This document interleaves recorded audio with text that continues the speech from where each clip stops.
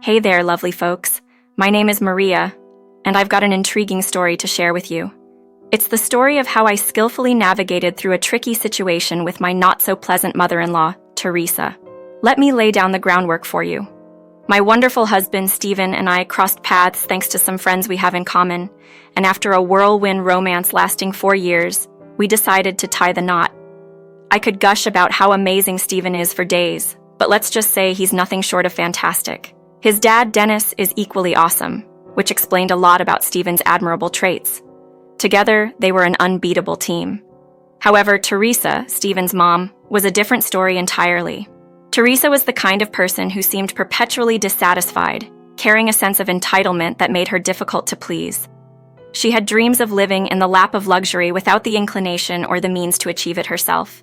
While she and Dennis led a modest life, with both working average jobs, Dennis was content with their situation, unlike Theresa.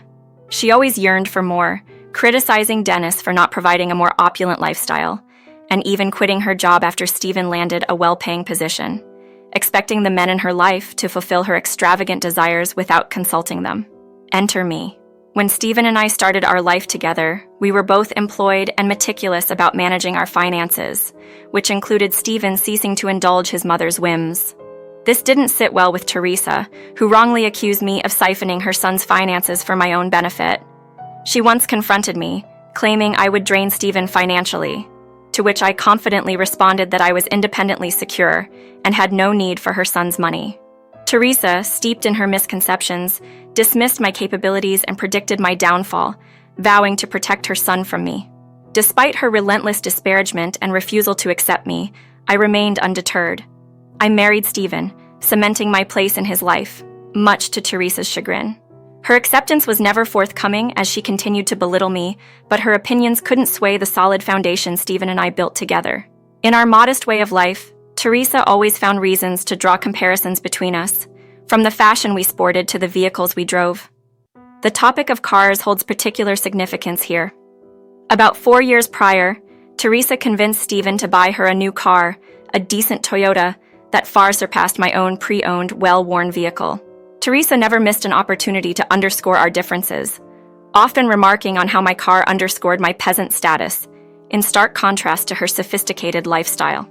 Despite her relentless jibes, Stephen always stood up for me, though Theresa's remarks never ceased. I chose to remain silent, mainly out of respect for Dennis and to avoid straining Stephen's relationship with his mother. This arrangement sufficed until a memorable dinner, when Theresa decided to mock my car once more, suggesting that a friend had mistaken it for scrap metal, destined for the junkyard. Her words were meant to embarrass, but Stephen interjected, announcing that I had reserved a brand new car, soon to be the most impressive vehicle among us. The news of my impending purchase took Theresa by surprise, especially when she learned of the $27,000 price tag. While Dennis and Stephen were genuinely supportive, Theresa couldn't hide her dismay. Here's the thing. I had always had my eye on a specific car, a dream I nurtured quietly. The reason behind my reluctance to replace my old, barely functioning car was my desire to save for this particular dream vehicle. By the time my old car had served its final day, I had more than enough saved to make my dream a reality. Stephen was incredibly supportive, excited for me to achieve this goal. When he shared the news with Theresa, it was with a spirit of pure joy. However, Theresa's reaction was predictably skeptical. Upon hearing about the new $27,000 car, she immediately questioned the wisdom of such an expense, insinuating it was a reckless use of her son's money.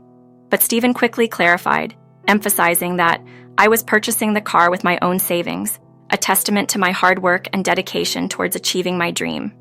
And so, the moment arrived where I could finally claim the car of my dreams. The warmth and pride in Stephen's voice were palpable as he commended me for my dedication. "Maria, this is fantastic. You've earned this, working tirelessly to achieve your dream. Now, you'll have the finest car in our family." Theresa, however, could hardly contain her disbelief and frustration. "No, this just cannot be happening.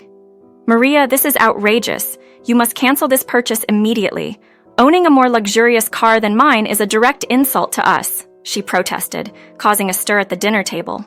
It was as if she believed her entitlement justified dictating my financial decisions. Her demand hung in the air, leaving Dennis and Stephen equally bewildered and uncomfortable. With a calm yet firm response, I made my stance clear. I won't be canceling the purchase. Buying a better car with my own money isn't an insult to anyone. Stephen and Dennis quickly voiced their support, perplexed by Theresa's accusation. Theresa, this is absurd. Maria's not disrespecting us. If anything, she's shown remarkable responsibility and ambition, Stephen retorted. Theresa's demands escalated to the point of absurdity, suggesting I not only cancel my purchase but also buy a new car for her as compensation for the imagined slight. Maria, you have two choices. Either opt for a cheaper car or buy two luxury ones, one for you and one for me, she dictated, a statement that bordered on the surreal. I stood my ground, emphasizing the value of hard work and personal achievement. Theresa, if you desire a new car, I encourage you to earn it as I did. Your current car is perfectly fine. It's unreasonable to expect me to finance your desires. The dinner ended on a sour note, with Stephen and I deciding to leave. Yet Theresa's attempts to interfere didn't stop there. She continued to send messages, threatening consequences if I proceeded with my purchase. These warnings, meant to intimidate, only heightened my resolve. I shared Theresa's messages with Stephen, who advised me to ignore them, perceiving them as mere theatrics. He had grown accustomed to managing his mother's demands through avoidance or compliance, but this situation was different, and it tested our approach to dealing with her overbearing nature.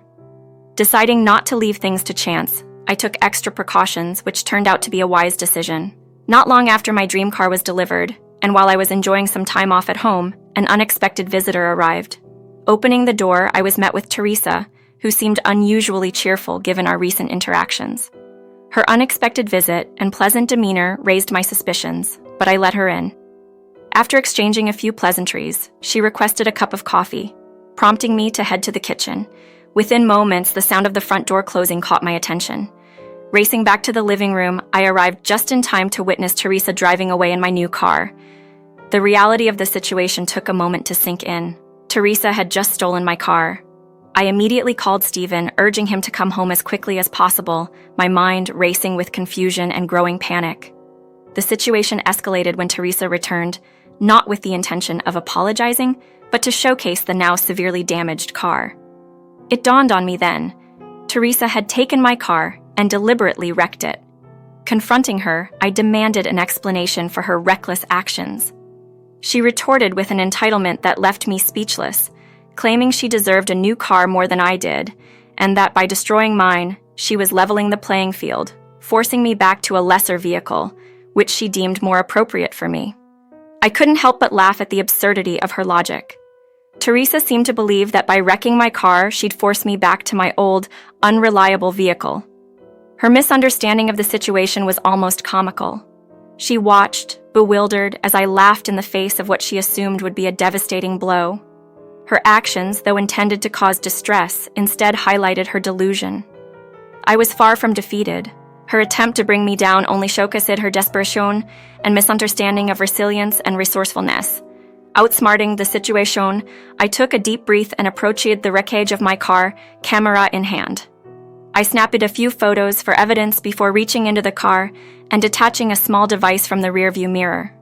Theresa, witnessing this, grew visibly alarmed, stammering, "What is that? What are you holding?" With a mix of pity and determination, I revealed, "Oh, Theresa, did you think you could turn my world upside down by damaging my car? Well, I hate to shatter your illusion, but that's just not going to happen. This," I said, holding the device aloft, "is a dash cam." Her denial was immediate. "No, that's not possible. That's fake. It can't be real. I checked for a dash cam. It wasn't there before. You're quite out of touch with modern technology, Theresa. This model is designed to be discreet, hidden behind the rearview mirror. It's recorded everything on a memory card. With this evidence, I have more than enough to involve the authorities, and my insurance will handle the damages." Theresa's face drained of color, a picture of pure dread. For some reason, she hadn't anticipated the possibility of getting caught.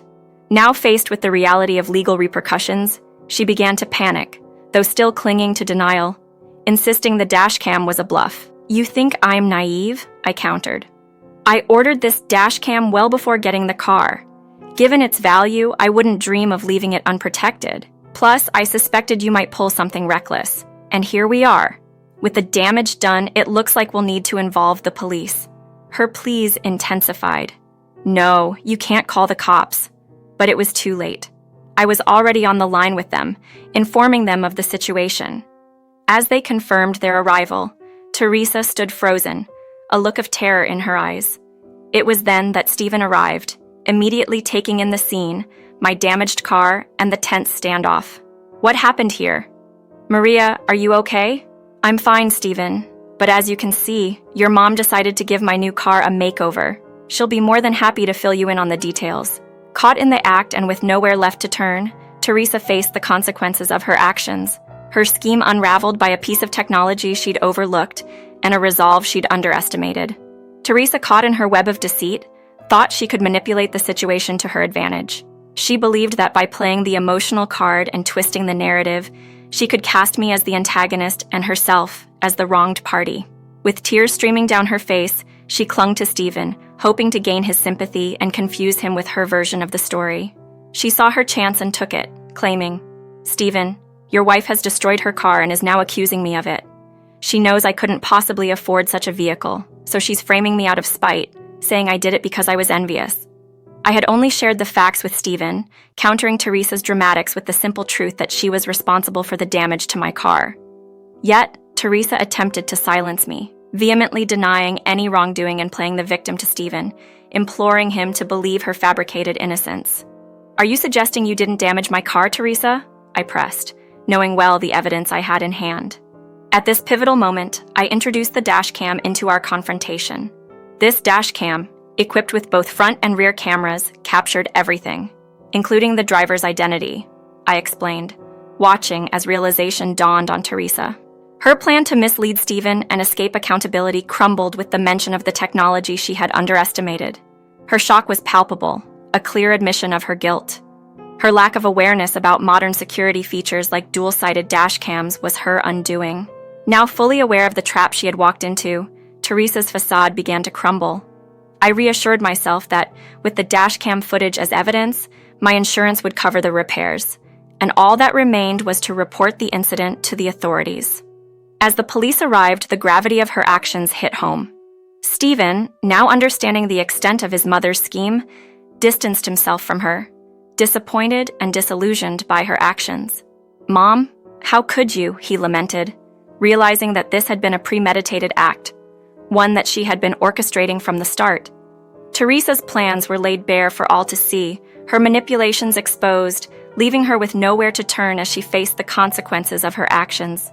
In a moment of rare honesty, Theresa tried to excuse her actions to Stephen, admitting her envy over my new car was the catalyst for her reckless behavior. "Stephen, I just got a bit jealous, that's all.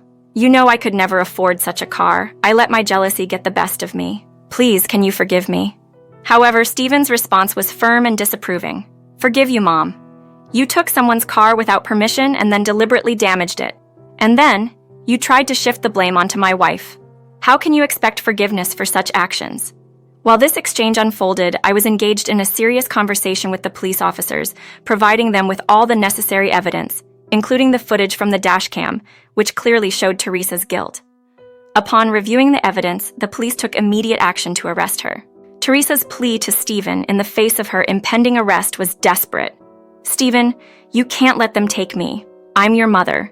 It was just a small mistake. Don't let them send me to jail." Stephen's stance remained unchanged, driven by a sense of justice rather than familial obligation. "Mom, you've committed a crime. You haven't shown any real remorse, nor have you apologized to Maria. I cannot defend you in this."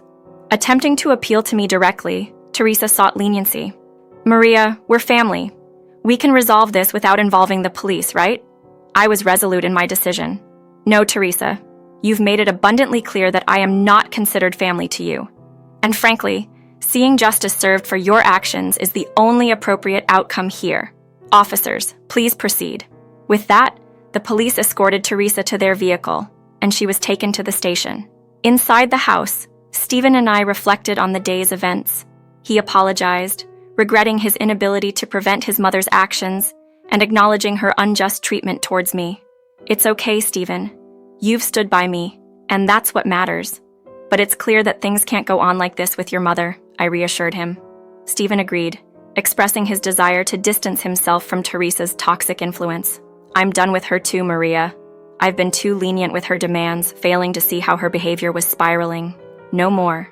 This ordeal not only brought to light Theresa's true character, but also strengthened our resolve as a couple, committed to moving forward without the shadow of her manipulative presence. The whole ordeal with Theresa served as a serious wake-up call, not just for Stephen, but hopefully for his dad as well. Right on cue, Dennis, Stephen's father, called to piece together the chaos unfolding. With the call on speaker, Dennis relayed Theresa's version of the events from the police station, accusing Maria of wrecking her car and pinning the blame on Theresa. Theresa hoped Dennis would take her side without question. However, Dennis, having been married to Theresa for 25 years, wasn't quick to jump to conclusions without all the facts. Stephen, infuriated by his mother's attempt to twist the truth, set the record straight. Theresa had stolen and intentionally wrecked Maria's car, with the whole incident captured by the car's dash cams. Shocked by the revelation and disillusioned by Theresa's deceit, Dennis couldn't hide his disbelief. The discussion revealed Theresa's long-standing envy of Maria's new car, an obsession Dennis had underestimated. After the call, Dennis expressed his anger and disappointment to Stefan in a private conversation, deciding against bailing Theresa out and later apologizing to Maria for his wife's behavior. This saga culminated in Dennis confronting Theresa at the police station, refusing to bail her out amidst her unrepentant attitude and outrageous demands. Her tirade against him was the final straw, prompting Dennis to seek a divorce, a decision he shared with Maria and Stephen, marking his resolve to end years of verbal abuse. 2 years has passed since then. Dennis finally said his divorce from Theresa, who received no alimony due to her decision to quit her job and depend financially on her family. The little she received from the divorce was allocated to repaying Maria for the damages to her car, as mandated by the court following Maria's insurance company's lawsuit. In the aftermath, Theresa, burdened with multiple charges and financial responsibilities, found herself working 2 jobs to stay afloat.